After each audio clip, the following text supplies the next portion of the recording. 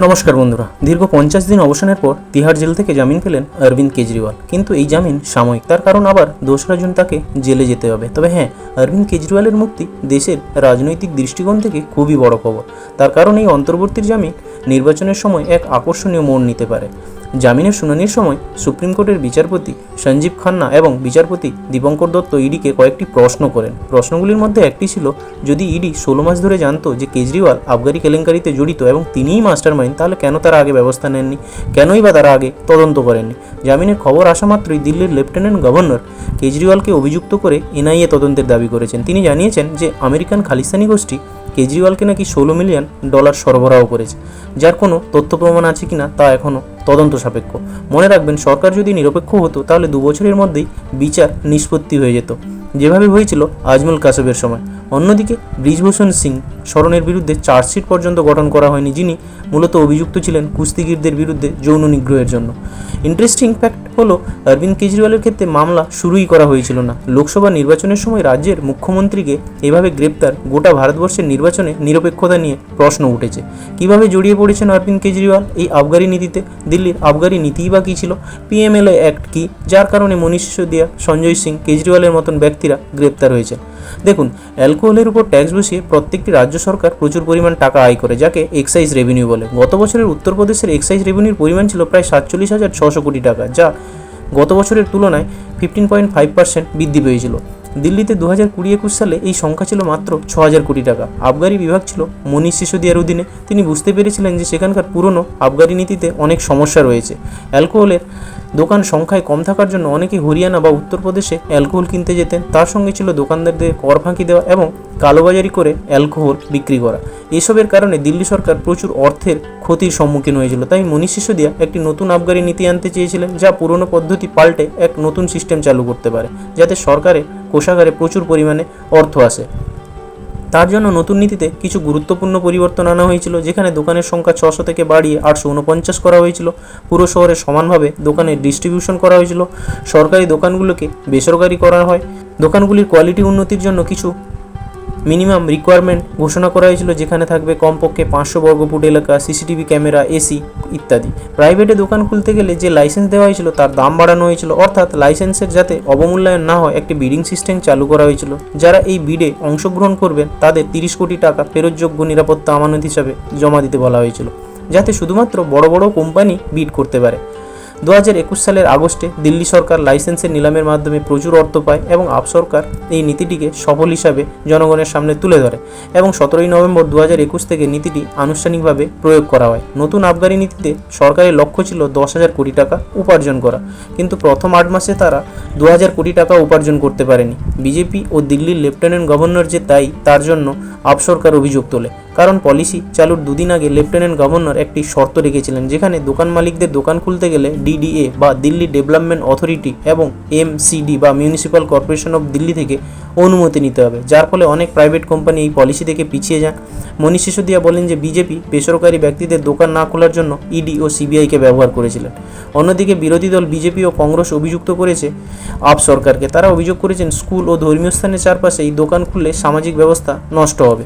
Up সরকার সমস্যাটি উপলব্ধি করেন এবং নতুন নীতি বাতিল করে। 1 আগস্ট 2022-এ দিল্লিতে পুনরায় পুরনো আবগারি নীতি চালু হয়। এছাড়া নীতিটি বাতিল হওয়ার কয়েকদিন আগে দিল্লির মুখ্য সচিব নরেশ কুমার দিল্লির লেফটেন্যান্ট গভর্নর ভিকে সাক্সেনাকে অভিযোগ করেন যে আপ সরকার দুর্নীতি এবং বিভিন্ন আইন লঙ্ঘন করেছে। 22 জুলাই 2022-এ আজ থেকে প্রায় 2 বছর আগে দিল্লির লেফটেন্যান্ট গভর্নর ভিকে সাক্সেনা এই বিষয়ে সিবিআই তদন্তের সুপারিশ করেছিলেন। 17 আগস্ট 2022-এ সিবিআই একটি এফআইআর দায়ের করে 15 জনকে আসামি চিহ্নিত করায়, তাতে মনীষ সিসোদিয়ারও নাম ছিল। 19 আগস্ট সিসোদিয়ার বাড়িতে অভিযান চালানো হয়। 22 আগস্ট ইডি দিল্লির আবগারি নীতিতে অর্থ পাচারের একটি মামলা দায়ের করে। কেন্দ্রীয় তদন্তকারী সংস্থাগুলো এক এক করে গ্রেপ্তার করতে থাকেন। 17 সেপ্টেম্বর 2022-এ আপের যোগাযোগের দায়িত্বে ছিলেন বিজয় নায়ার। 10 নভেম্বর 2022-এ হায়দ্রাবাদের ব্যবসায়ী শরৎচন্দ্র রেড্ডি এবং 11 ফেব্রুয়ারি 2023-এ অন্ধ্রপ্রদেশের ব্যবসায়ী রাঘব মাগন রেড্ডি এবং 26 ফেব্রুয়ারি 2023-এ মনীষ সিসোদিয়াকে গ্রেপ্তার করায়। যে মামলায় 1000 পৃষ্ঠারও বেশি প্রতিবেদন রয়েছে, তবে মূল অভিযোগটি বেশ সহজ। বিরোধী দলের অভিযোগ ছিল সরকার ও ব্যবসায়ী লবির মধ্যে একটি সিদ্ধান্ত স্থির করা হয়েছিল যেখানে সরকারের ক্ষতি হয়েছিল এবং রাজনৈতিক দল লাভবান হয়েছিল। এই ব্যবসায়ী লবিটির নাম ছিল সাউথ লবি। সাউথ লবিতে কয়েকজন বড় বড় ব্যবসায়ীর নাম ছিল, তার মধ্যে ছিলেন শরৎচন্দ্র রেড্ডি যিনি অরবিন্দ ফার্মার পরিচালক, অন্ধ্রপ্রদেশের সাংসদ মাগুন্দ রেড্ডি, তার ছেলে রাঘব মাগুন্তা এবং তেলেঙ্গানা প্রাক্তন মুখ্যমন্ত্রীর মেয়ে কে কবিতা। এছাড়া দিল্লির আপ সরকারের যে গুরুত্বপূর্ণ নামগুলি ছিল তাদের মধ্যে অরবিন্দ কেজরিওয়াল, মনীষ সিসোদিয়া, সঞ্জয় সিং এবং বিজয় নায়ার। ইডির প্রথম বড় দাবি ছিল যে সাউথ লবি আপকে 100 কোটি টাকা দিয়েছে এই অ্যালকোহল শপের লাইসেন্স পেতে। ইডি বলেছে যে 100 কোটি টাকা দক্ষিণ লবি দিয়েছে সেই টাকার মধ্যে 45 কোটি টাকা গোয়া রাজ্য নির্বাচনে ব্যবহার করেছিল আপ। ইডি এ ব্যাপারে সঞ্জয় সিংকে একটি মূল ষড়যন্ত্রকারী বানিয়েছে এবং বলেছে যে তাকেও সাউথ লবি 2 কোটি টাকা ঘুষ দিয়েছিল, যার দরুন সঞ্জয় সিংকে 4 অক্টোবর 2023-এ গ্রেপ্তার করা হয়েছিল। প্রায় 6 মাস পরে 21 মার্চ 2024-এ গ্রেপ্তার করা হয় অরবিন্দ কেজরিওয়ালকে নির্বাচনের কিছু আগে। কিন্তু কেন এবং কিভাবে? কারণ ইডি পিএমএলএ আইন ব্যবহার করেছে। পিএমএলএ হলো prevention of money laundering act. এই আইন একমাত্র ইডি ব্যবহার করতে পারে। ভারতীয় আইন বলে যতক্ষণ পর্যন্ত আপনি দোষী প্রমাণিত না হচ্ছেন ততক্ষণ অবধি আপনি নির্দোষ, কিন্তু কেউ যদি পিএমএলএ অ্যাক্টে আন্ডারে গ্রেপ্তার হন তাহলে যতক্ষণ পর্যন্ত তিনি নিজেকে নির্দোষ বলে প্রমাণিত করতে না পারছেন ততক্ষণ অবধি তিনি দোষী। এখানে একটা তথ্য আপনাদের জানিয়ে রাখি, 2014 পরে ইডি দ্বারা 95% মামলা বিরোধী নেতাদের উপর হয়েছে, যেখানে ইডির দোষী সাব্যস্ত হওয়ার মাত্র 0.5%। অর্থাৎ 1000টি মামলার মধ্যে 5টি মামলা রয়েছে যা আদালতে গিয়ে শেষ পর্যন্ত দোষী প্রমাণিত হয়েছে। এবং মনে রাখবেন এই তালিকায় শুভেন্দু অধিকারী, অজিত পাওয়ার, নবীন জিন্দালের মতো রাজনীতিবিদদের দীর্ঘ তালিকা। ইডি, সিবিআই সহ পুলিশের তদন্ত মামলা চলছিল তাদের উপর, কিন্তু বিজেপিতে যোগদানের সাথে সাথে এই মামলাগুলিও উধাও হয়ে যায়, যাকে সম্প্রতি অনেকে ওয়াশিং মেশিন ম্যাজিকও বলেন। শুধু মনে রাখবেন কেবলমাত্র এফআইআর এবং চার্জশিট কিছুই প্রমাণ করে না। রাজনীতিতে অনেক কিছুই আছে কিন্তু আইনগতভাবে কিছু প্রমাণিত হয় না। যদি প্রমাণ সত্য হয় তাহলে তাদের আদালতে প্রমাণ করতে হবে। 30 অক্টোবর ইডি কেজরিওয়ালকে প্রথম সমন পাঠিয়েছিল। কেজরিওয়াল অনুপস্থিত থাকেন। পুনরায় ইডি সমন পাঠায়। কেজরিওয়াল জিজ্ঞাসা করেন তাকে কেন তলব করা হচ্ছে। তারপর কেজরিওয়াল দিল্লি হাইকোর্ট থেকে সুরক্ষা চেয়েছিলেন কিন্তু তা প্রত্যাখ্যান করা হয়েছিল। ইডি তাকে 21 মার্চ 2024-এ গ্রেপ্তার করে। কেজরিওয়াল হাইকোর্টের কাছে যান কিন্তু কোনো লাভ হয়নি। তারপর মামলাটি সুপ্রিম কোর্টে পৌঁছায়। শেষ পর্যন্ত তাকে তিহার জেলে 50 দিন কাটাতে হয়। বর্তমানে তিনি জামিন পেয়েছেন, কারণ 2রা জুন তাকে পুনরায় জেলে যেতে হবে। আর এসবের মধ্যে সবথেকে বড় ক্ষতি হচ্ছে দিল্লির মানুষের। কোনো দোষী সাব্যস্ত না করে কোনো শক্ত প্রমাণ ছাড়াই নির্বাচিত নেতাদের, মুখ্যমন্ত্রীদের জেলে ঢোকানো হচ্ছে। এই জনসাধারণকে ভোট নিয়ে তারা সন্দিহান হয়ে রয়েছে। তারা কাকে ভোট দেবেন, দিল্লি কে চালাবে তা ঠিক করবেন কে। এখন দেখার বিষয় 25শে মে এই জনগণ কোন নেতাকে নির্বাচন করে, জনগণ কতটা সত্যতা দেখে, এটাই কিন্তু দেখার।